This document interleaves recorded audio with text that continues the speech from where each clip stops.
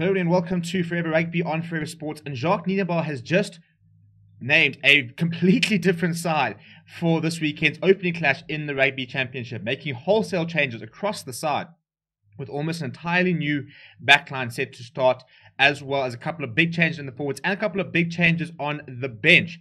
Before we look into the team itself and what it might mean for this weekend, please do smash a like on the video and subscribe to the channel as well. We'll be live this weekend for the match doing a watch along, so make sure you turn your notifications as well so that you get notified as soon as we go live and stuff like that. It'll be the second match of the Rugby Championship. Australia and New Zealand will kick things off on Saturday morning, and then we'll be taking on Argentina in Gqeberha at the Nelson Mandela Bay Stadium on Saturday evening. Kickoff is at 5 o'clock. So if we look at the side itself, a very, very interesting side.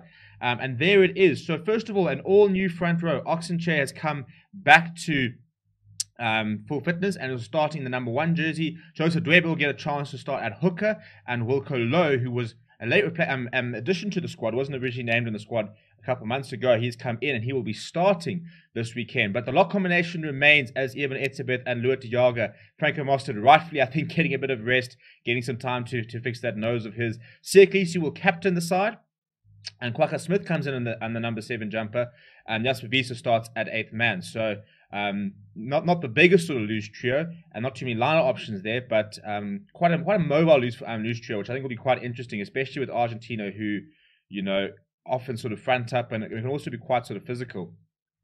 So it's an interesting sort of see how that loose trio will go. But the real sort of interesting things are the backline. So if we look at it, we've got Kobus Reinach, who keeps his spot, but Alton Yankees comes in the number 10 jersey, as we kind of expected, based on all that Jacques Nienaber was talking about in the past week about their depth at fly half, the fact that Alton Yankees hasn't had a chance to really play, and they really want to get him in. So he will start in the number 10. And then the 2 wings will be Upletter Fassi as well as Spoon Corsi. The 2 centers have changed as well, and will be Frans Steyn and Jesse Creel. We haven't seen Jesse Creel or Frans Steyn during the Lions series, so it'd be good to have for them to have a bit of a run out. And then Damien Willemse at full back. So it's basically an all new backline apart from Kobus Reinach. On the bench, Malcolm Marx, Trevor Nyakane, and Vincent Koch. That's pretty much the same that we saw in the last sort of 2 weeks, that impact off the bench we're trying to look at. But then you've also gone with a 6-2 split once again, but a bit of a different 6-2 split with Marvin Ori coming into the bench, as well as Marco Verstappen, and Dan de Preer will get a chance off the bench as well. Haven't seen much of him lately. Had a bit of issues with COVID. We didn't get to see him during the Lions series, so he has been recalled to the squad and will get a chance this weekend to try and sort of stake a claim. Herschel Yankees and Morne Steyn will be the 2 backline replacements. So there's a lot of kicking options in Yankees, Steyn, as well as the 2 Steyns, I suppose. So it's a very interesting side, and I think that if you look at the backline, it's a mixture of lots of experience versus minimal experience. You know, we've got the lots of experience in Alton Yankees, Frans Steyn, and Jesse Creel, and then less experience in the likes of Fassi. Even Reinach hasn't had too many tests, but is a very experienced player at the highest levels. And then Damien Willemse, who's sort of still getting grips to really with international rugby. Lots of cameos off the bench, but it'll be nice for him to start at fullback and sort of see. I would probably like to have seen him started at inside centre, and maybe seen a Fassi at fullback and a Roscoe Speckman coming into the side maybe. I think that's probably where I would have gone with, but probably quite important with these players. You haven't paid a lot recently to have somebody like Frans Steyn in the inside centre who provides a nice calm head. So it's an interesting selection. Let me know what you think down in the comments below. In terms of the pack, I'm pretty happy with the pack. It's nice to see that Ox Dwebe and Wilco Lowe will have a run out. You know, Jacques Nienaber talked about the fact that the Rugby Championship is going to be very important in terms of building depth. So I think that he's definitely done that. He's definitely named a side that